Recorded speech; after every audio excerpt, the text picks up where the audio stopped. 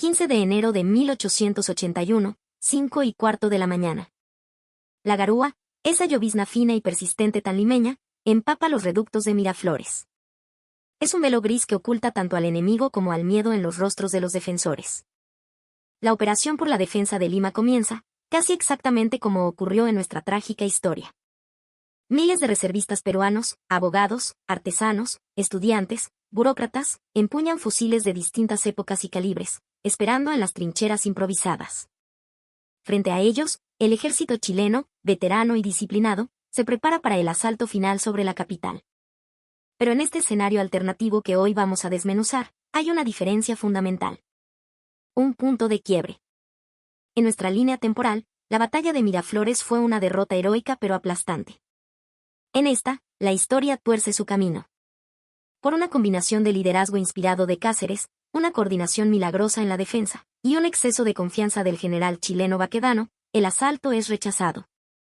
Los reservistas, en un acto de coraje que pasaría a la leyenda, no solo sostienen la línea, sino que contraatacan con una ferocidad suicida. Las disciplinadas filas chilenas, que esperaban una resistencia simbólica, se ven superadas, flanqueadas, y obligadas a una retirada caótica hacia sus posiciones en Lurín. Lima, la ciudad de los reyes, está a salvo. Por ahora.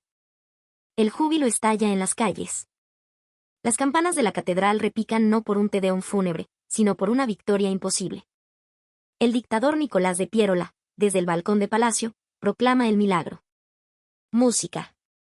Pero la euforia es un espejismo. Una droga peligrosa.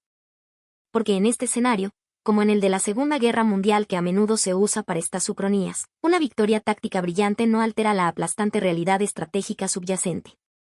Perú ha salvado su capital, de la misma forma que la Alemania de 1941 conquistó vastos territorios soviéticos en los primeros meses de Barbarroja. La moral peruana está por los cielos.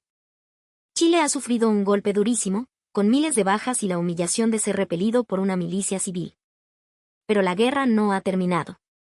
Ni mucho menos. Chile aún posee la herramienta que decidió el conflicto desde el primer día, el control absoluto del mar. Su escuadra, intacta y poderosa, mantiene el bloqueo naval sobre el Callao. Y ese bloqueo es el verdadero enemigo. Es un torniquete de acero aplicado a la yugular de la nación.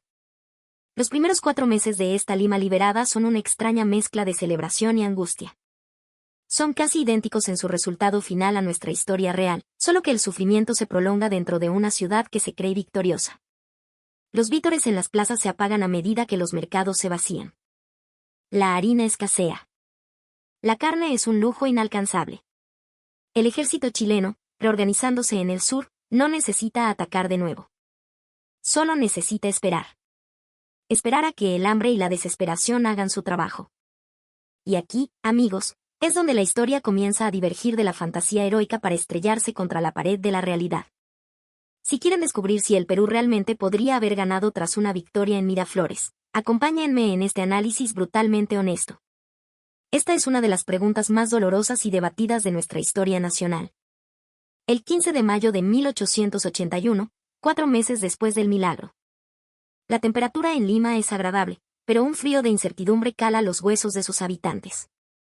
Las tropas peruanas, lideradas por el ya mítico Andrés Avelino Cáceres, son dueñas de la capital. Pero están aisladas.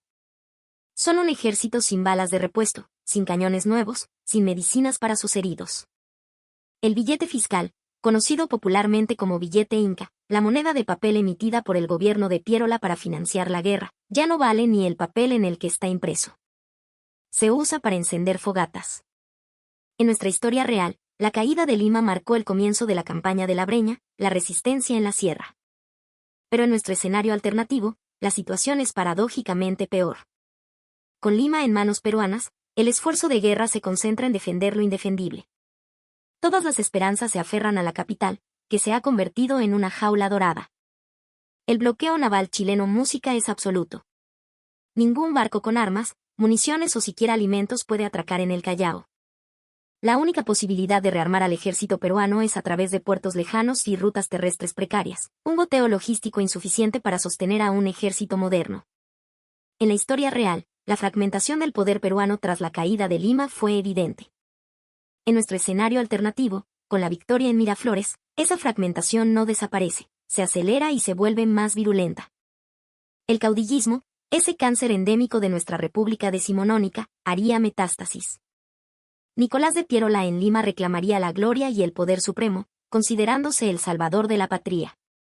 Miguel Iglesias, en el norte, viendo el ahogo económico y la imposibilidad de una victoria final, probablemente emitiría su grito de Montán de todas formas, buscando una paz por separado para salvar a sus departamentos de la ruina. Y Andrés Avelino Cáceres, el héroe de la batalla, desconfiaría profundamente de los políticos de Lima y comenzaría a organizar su propia base de poder en la Sierra Central, sabiendo que la defensa de la capital era una trampa estratégica. Tendríamos una victoria militar que engendraría una guerra civil a tres bandas. Música. La contraofensiva chilena, por lo tanto, no necesitaría ser militar. Sería económica y política. Chile simplemente esperaría, mientras sus diplomáticos en Europa negociaban nuevos préstamos con los banqueros ingleses, respaldados por los ingresos garantizados de las salitreras de Tarapacá que ya controlaban. Perú, en cambio, era un paria financiero, en default de su deuda externa desde antes de la guerra. Ningún banco europeo le prestaría un solo sol a un país cuya única garantía de pago era un patriotismo ferviente y billetes sin valor. Las líneas de la defensa peruana se doblarían, no por el empuje de las bayonetas chilenas, sino por el peso del hambre y la anarquía interna. Para agosto de 1881, la situación en Lima sería insostenible. El ejército de Cáceres se vería obligado a abandonar la capital para no morir de inanición, retirándose a la sierra para iniciar la guerra de guerrillas que conocemos. Lima, indefensa y dividida, caería sin disparar un solo tiro.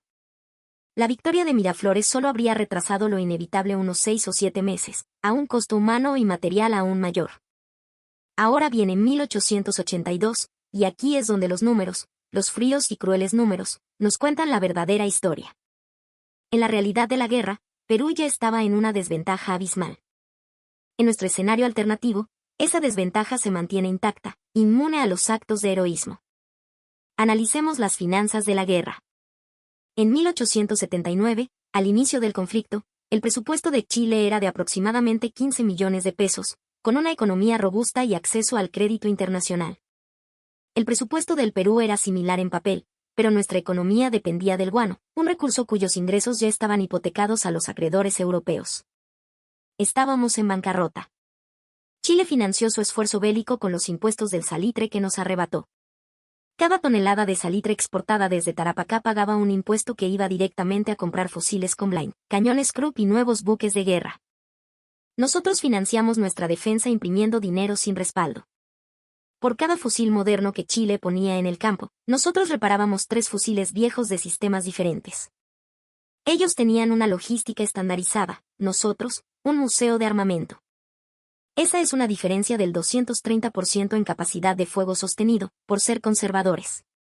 La operación militar chilena estaba respaldada por la serie de Londres, la nuestra, por el sacrificio de nuestros ciudadanos, un recurso noble pero finito.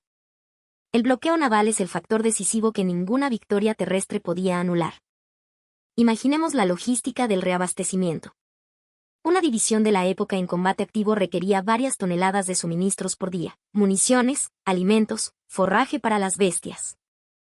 Digamos que el ejército peruano en Lima, tras la victoria de Miraflores, necesita unas 30 toneladas diarias para mantenerse operativo y alimentar a la población.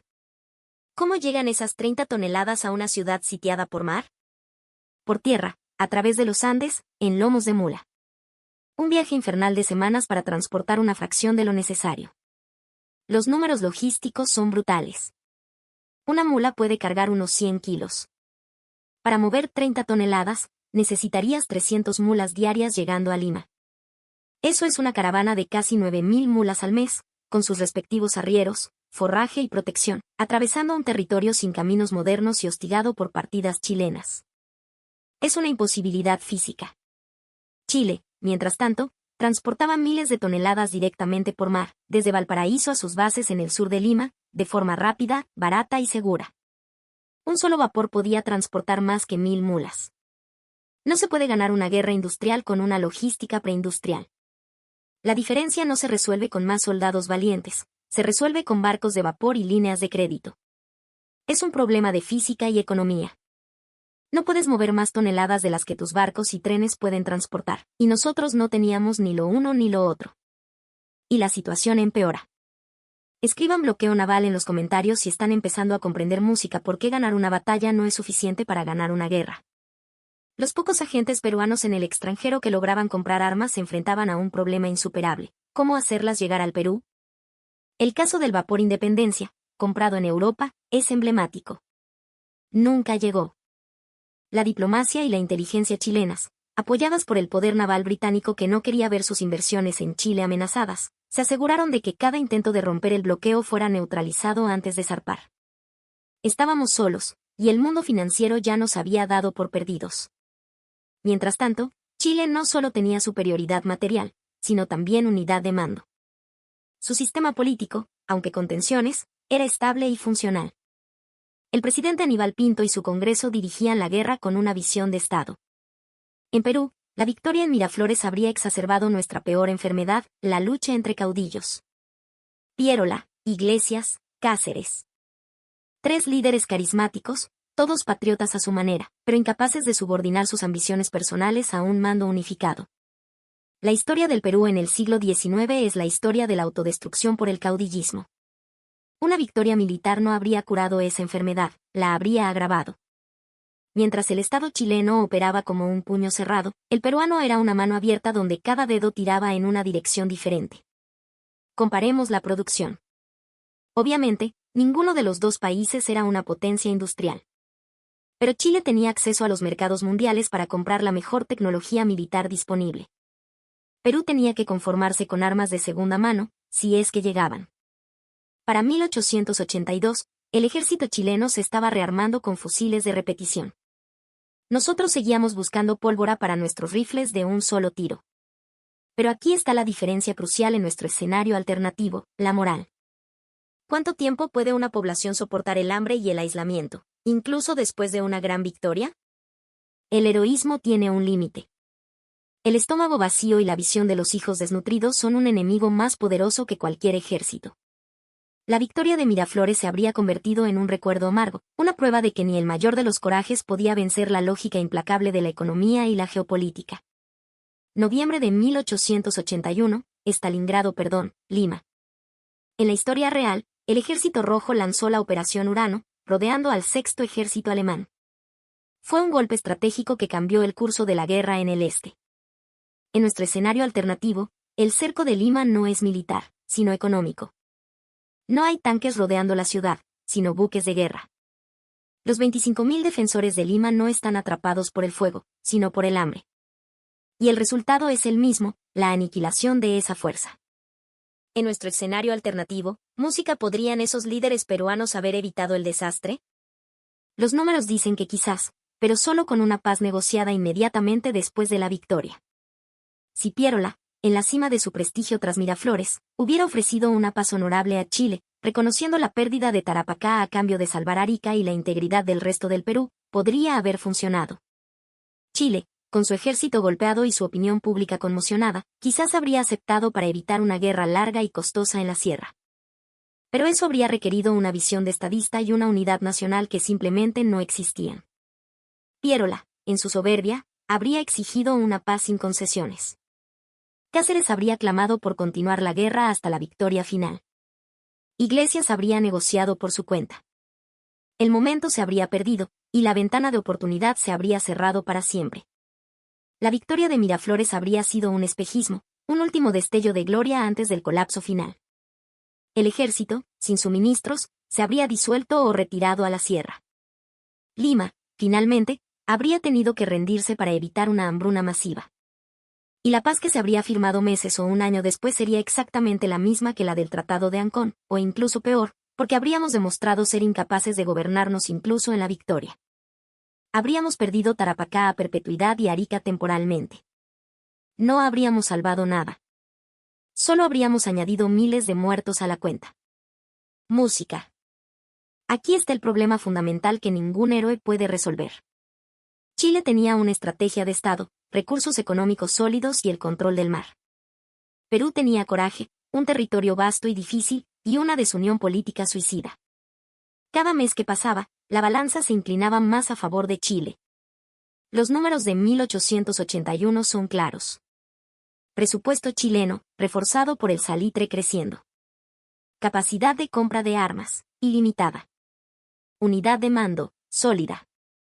Presupuesto peruano, basado en papel moneda inexistente. Capacidad de compra de armas, nula. Unidad de mando, fragmentada en al menos 3 facciones irreconciliables. Perú está superado en una relación de casi 10-1 en todo lo que importa para ganar una guerra moderna. 1882 es peor.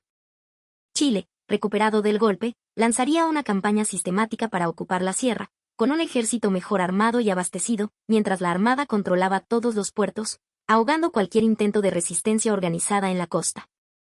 La campaña de la Breña habría ocurrido de todos modos, pero quizás con un Cáceres menos respaldado, pues gran parte de la élite limeña lo vería como un obstáculo para la paz necesaria. Para diciembre de 1882, el ejército chileno estaría en control de los principales centros productivos del país. Música. Aquí está la pregunta crucial. ¿Puede Perú negociar una paz en este punto? En nuestro escenario alternativo, con la carta de la victoria de Miraflores ya jugada y perdida, la posición negociadora del Perú sería aún más débil. Chile lo sabría. ¿Por qué negociar cuando se puede conquistar? El resultado de la guerra, la pérdida territorial, era inevitable desde el momento en que el Huáscar fue capturado en Angamos en 1879. Todo lo que vino después fue la prolongación de una agonía. La defensa de Lima, la batalla de Miraflores, fueron actos de un coraje inmenso, de un amor a la patria que nos debe llenar de orgullo. Pero no alteraron la ecuación fundamental de la guerra. El resultado final es el mismo. Perú pierde. ¿Por qué? Porque la guerra nunca fue sobre quien tenía los soldados más valientes. Fue sobre organización, recursos, logística y visión de Estado. Chile en 1879 tenía una población de 2.5 millones, una economía diversificada y estable, y una clase dirigente unida en el proyecto de expansión. Su capacidad industrial, aunque pequeña, estaba enfocada, y su acceso a la tecnología europea, garantizado. Perú, en 1879, tenía una población mayor, cerca de 3 millones, pero profundamente dividida social y racialmente. Una economía en ruinas, dependiente de un guano ya agotado y empeñado. Y una clase dirigente fracturada por décadas de caudillismo. Chile tenía mejores tácticas y tecnología desde el inicio, pero sobre todo, tenía un Estado funcional. Perú tenía una geografía inmensa y un patriotismo a prueba de balas, pero carecía de la columna vertebral de un Estado moderno. La geografía favorecía a la defensa, es cierto. Pero sin la capacidad de armar y abastecer a los defensores, la geografía solo sirve para prolongar el sufrimiento. Y los números no mienten.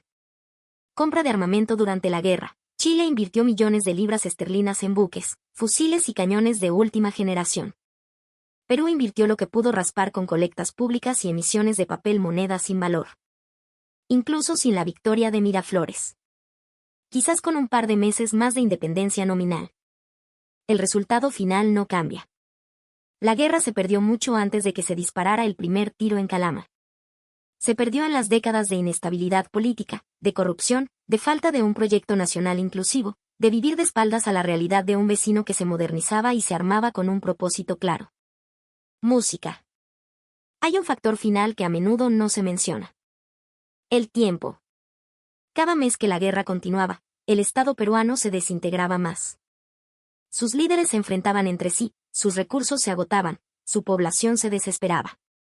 Para Chile, el tiempo consolidaba sus conquistas y fortalecía su economía con los recursos arrebatados.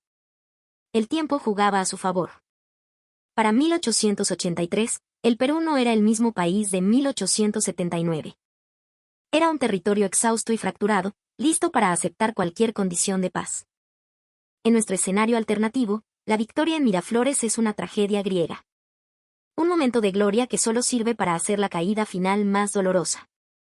Demuestra que el coraje de los reservistas, de los ciudadanos comunes, fue infinito. Pero también demuestra que ese coraje fue traicionado por un sistema político fallido y una realidad económica insuperable. El problema no era la falta de valor en el campo de batalla, sino la falta de organización, de dinero, de unidad.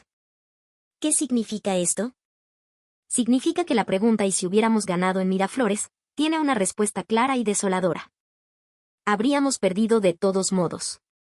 Quizás más lentamente, quizás con un orgullo herido pero no destrozado, pero inevitablemente.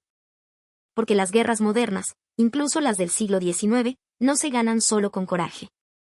Se ganan con organización, con industria, con logística, con dinero.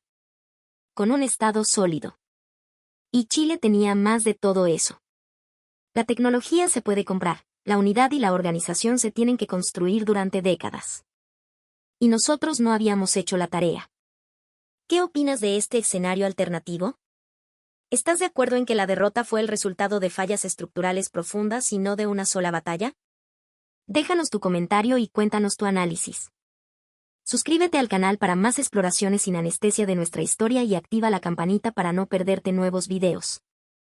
Cada semana desenterramos las preguntas más fascinantes de la historia con datos reales y un análisis